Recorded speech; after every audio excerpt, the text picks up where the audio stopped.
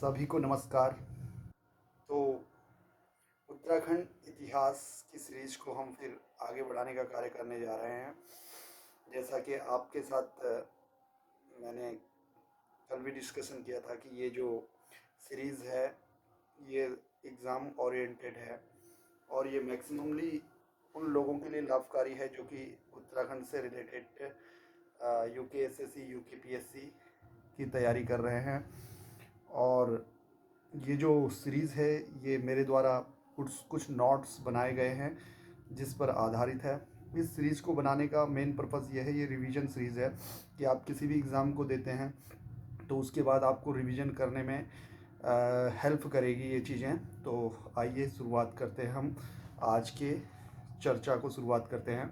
तो जैसे कि कल मैंने आपसे डिस्कशन किया था कार्तिकेयपुर वंश के बारे में और खरपड़देव वंश कार्तिकेयपुर वंश के विषय में हमारी चर्चा चली थी, जिसमें कि हमने जो है बागेश्वर त्रिभुवन राज शिलालेख के विषय में बात की थी, जिसके विषय में जो है खरपड़देव वंश के विषय में बागेश्वर त्रिभुवन राज शिलालेख हमें जानकारी प्रदान करता है। इसी प्रकार हमने निम्बर वंश के बारे में जानकारी आपके साथ शेयर की थी, जिसका उल्लेख पांडुकेश्वर जोशीमठ शिलालेख में है। और उसके बाद ललित सुरदेव के विषय में शिलोड़ादित्य वंश के विषय में हमने बात की थी, जो तीसरा परिवार था कार्तिकेयपुर राजवंश का, यानी कि खजूरियों का। और इसके बाद आपके साथ चर्चा हुई थी शंकराचार्य का आगमन उत्तराखंड में हो चुका था कजूरी राजवंश के समय में ही, और उस समय जो है उन्होंने केदारनाथ में जो है समाधि भी ली थी, ठीक है ना, यानी कि अपना प्राण त्याग किया था उन्होंने 820 ईस्वी में केदारनाथ में ही। तो ठीक है, इसके बाद कजूरी राजवंश के प्रशासन के विषय में हमारी चर्चा हो चुकी थी। आगे आपके पास आता है हम आज चर्चा का विषय रखेंगे चंद राजवंश। तो जैसा कि आपने देखा था कि 1191 में नेपाल के राजा अशोक चल ने जो है नेपाल में आक्रमण कुमाऊं में आक्रमण किया था। उसके बाद जो है आक्रमण किया था कराचल देव ने 1223 में। तो 1191 और 1223 में उत्तराखंड में यानी कि कुमाऊं रेंज में जो है दो आक्रमण हुए थे गोरखाओं के। तो उस समय यानी कि नेपाल या गोरखा एक ही है।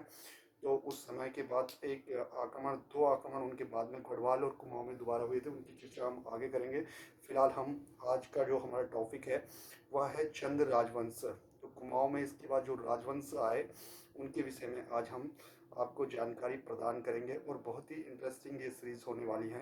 तो चंद राजवंश के विषय में हम बात करते हैं। संस्थापक इसके सोमचंद थे। राजधानी इनकी चंपावत में थी। तो चंदों की जो राजधानी थी चंपावत में थी शुरुआत में, और संस्थापक इसके आपको ध्यान में रखना है सोमचंद थे। सोमचंद ने चंपावत में राजबुंगा किला बनवाया था। तो राजबुंगा किला आपको ध्यान में रखना है, राजबुंगा किला सोमचंद के द्वारा बनाया गया था और ये चंपावत में था। सोमचंद ने 4 किलेदार नियुक्त किए, कार्की, बोरा, तड़ागी और चौधरी। तो ये 4 किलेदार थे सोमचंद्र के। इनसे संबंधित क्वेश्चंस आपसे पूछा जा सकता है।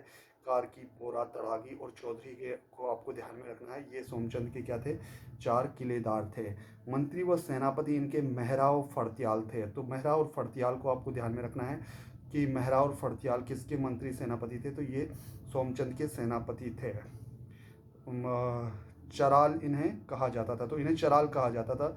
इनको जो है जो मंत्री थे इसके मेहरा व फड़त्याल, तो इनको जो है चराल कहा जाता था।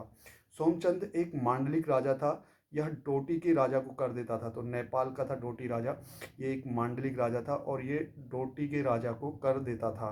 तो जहाँ तक हम इसको लिंक कर सकते हैं कि 1223 में जब नेपाल के गोरखाओं ने कुमाऊं पर जो है पूर्ण आधिपत्य उस समय कर लिया था, तो उसके बाद इन्होंने जो है नेपाल ने कुमाऊं को तभी छोड़ा होगा जब इन्होंने कहा होगा कि आप हमें कर दोगे। तो यानी कि कर के बदले राज्य, जैसे कि नीति पहले राजाओं की हुआ करती थी कि हम आपके राज्य को विजित करेंगे और विजित करने के बाद आप यहाँ शासन कीजिए, लेकिन यहाँ से हमें कर दीजिए। तो यही सिचुएशन कुमाऊं में चल रही थी कि नेपाल तो विजित करके चला गया था कुमाऊं को। तो उन्होंने कहा था कि आप, डोटी के राजा ने कहा था कि आप हमें कर देते रहिए और राज करते रहिए। तो सोमचंद एक ऐसा राजा था जो कि डोटी के राजा को कर दिया करता था। डोटी यानी कि नेपाल का राजा था।